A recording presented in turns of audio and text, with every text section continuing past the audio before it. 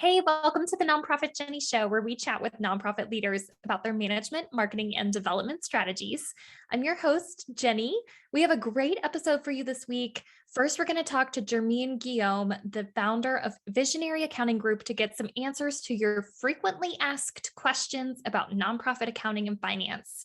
And then we'll talk with my co-host, Julia, Hi. about some nonprofits in the news. First, let's chat with Jermaine.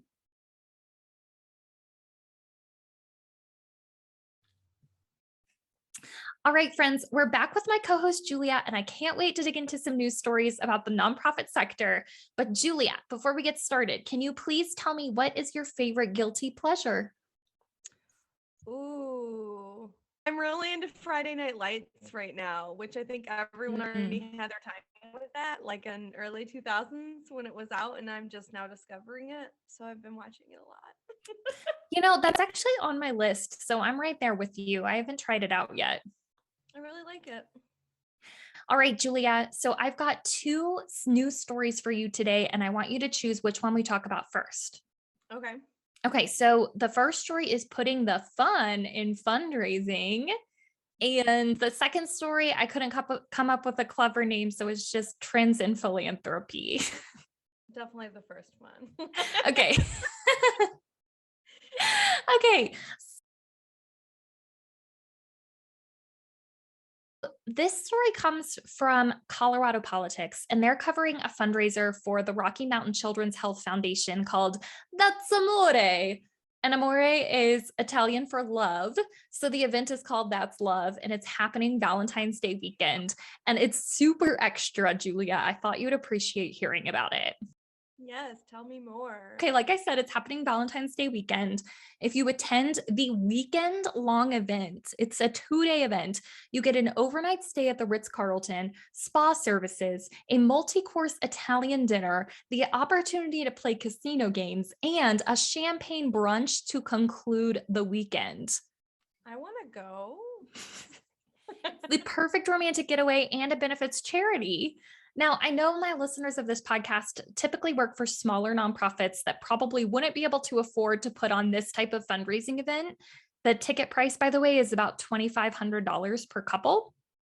Okay, can't swing that, but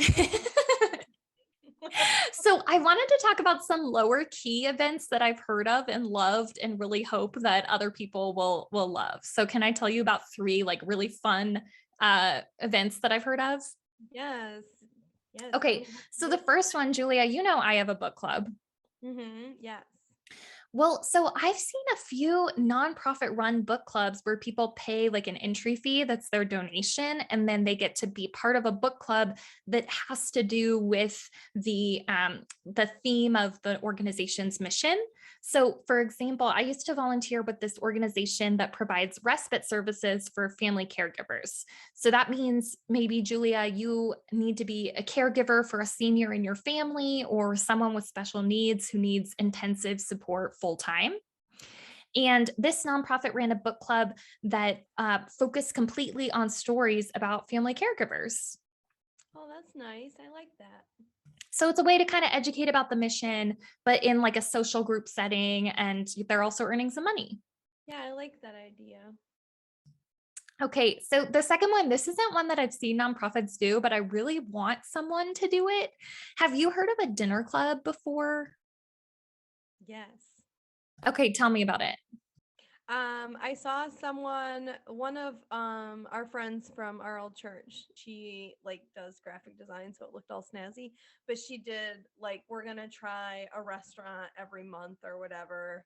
And then I think she also with COVID had the option of like takeout and not meeting there. I could be wrong, but that is something you could do anyway.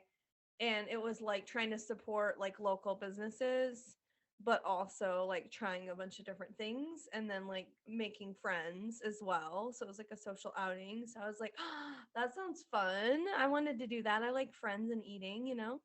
Yes, yeah, that's exactly what a dinner club is. So, what I was thinking would be really cool is if a nonprofit put on a dinner club, because lots of restaurants host these charity nights where the nonprofit gets a percentage of their sales from that night.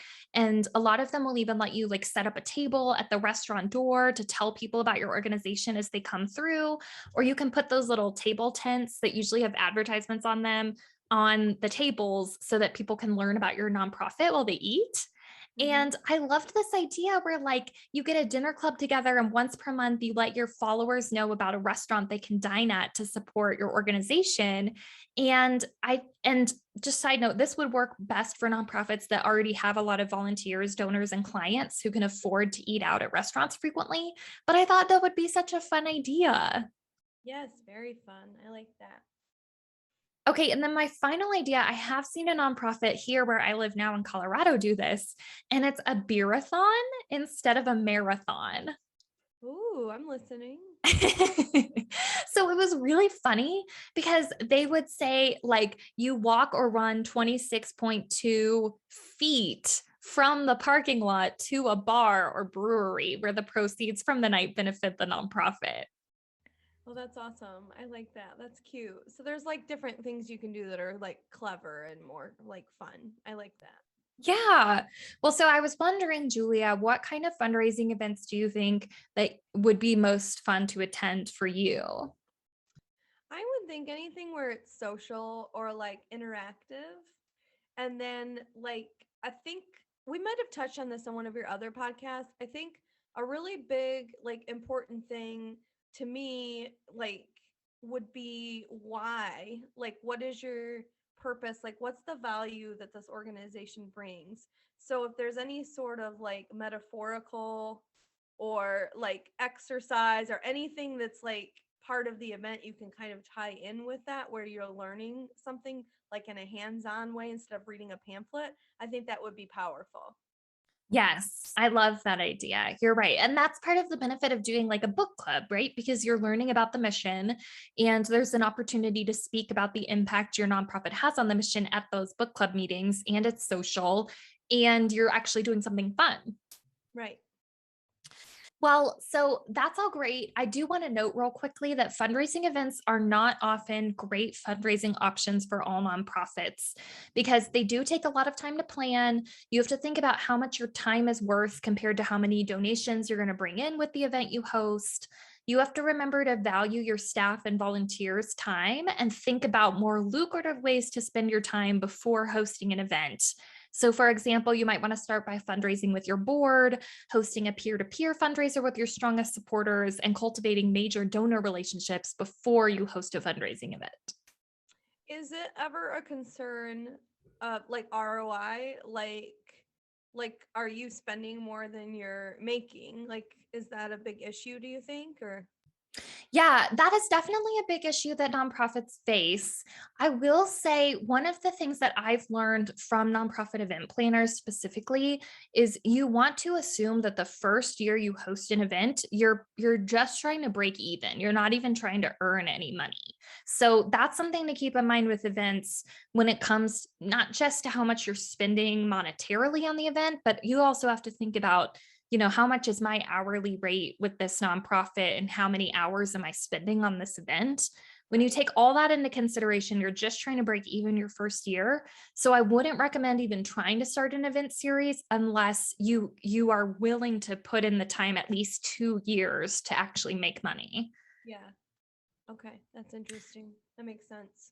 And listeners, if you have any more questions about how to create a fundraising plan for your nonprofit, please feel free to reach out to me at nonprofitjenni.com/contact, and I'll help you out the best way I can. I also have a new webpage on my website at nonprofitjenni.com/resources that gathers together all my favorite resources, including resources for fundraising and other parts of your nonprofit management experience. So you can check that out too. Okay, so Julia, are you ready to hear about trends in philanthropy? Yes, I'm interested. Tell me more. Okay, so the Dorothy A. Johnson Center for Philanthropy recently released their report called 11 Trends in Philanthropy for 2022. So buckle in because we're going through all 11. Just All kidding. right, do it. We're not going to go through all 11, but I did want to touch on 3 of them. Okay. Okay. So the first is cryptocurrency. Julia, do you think that cryptocurrency is something nonprofits should accept? No. Okay. Do you have a reason? Or are you just putting out an answer? I It's like it just doesn't seem stable or reliable. Like it doesn't seem, I don't know. Yes, those are all concerns. Another Yeah. concern is like, is it legal to accept it? What are the tax implications? How do I even accept cryptocurrency? It's a whole big thing, right? Yeah. But this report cites a survey that found that people who invest in cryptocurrencies are more likely than traditional investors to donate at least $1,000 to charity. Interesting. So that's pretty cool. And there are third-party companies ready to help you process a cryptocurrency donation, sort of like nonprofits. You've probably heard me mention a sponsor called Stock Donator. They help you process donations of stocks, so you don't have to do that yourself. So this report mentions a company called Endowment, spelled ENDAOMENT, which can accept over 150 different types of cryptocurrency. That's so crazy. So the second trend I wanted to talk about is innovations in talent investment. So it may not surprise you to learn that nonprofits have traditionally underfunded professional development compared to for-profit companies. And this report finds that more foundations are starting to fund professional development at different stages of the talent pipeline, which is great. So, for example, due to the pandemic, some foundations have even started to fund recruitment programs that aim to bring new remote workers to their locations. So, the Walton Family Foundation, for example, do you know who the Waltons are, Julia? No, I should, shouldn't I? Yes, they're the Walmart people. Oh, the Walmart people. Yes. Okay. Yeah. So the Walton Family Foundation created a $10,000 incentive program to bring new talent to Northwest Arkansas. And more foundations are also starting to fund paid sabbatical for nonprofit leaders to help prevent pandemic related burnout. That sounds great. Yeah. And then the final trend I wanted to point out is giving among people of color. We are seeing an uptick in gifts from people of color to support their communities. A 2018 study finds that, quote, Black families have contributed the largest proportion of their wealth to charity since 2010. Wow. Also, quote, Black and Asian donors are more likely to donate goods, volunteer their time, and even donate blood. Black donors are the most likely to give to people they know, both with direct monetary gifts and in non-financial ways. So that's just a population you really want to make sure that you're not overlooking when you're fundraising. I think that's interesting, especially because that data is so old, like 2010, you said. So that's pretty consistent, That's interesting. Absolutely. Well, that's all I got for you guys today. If you guys have any questions about anything we talked about today, I'd love to hear from you. You can email me online when you visit nonprofitjenni.com/contact, or find me on LinkedIn or Instagram at nonprofitjenni. Have a great week, everyone. Let's go forth and do good.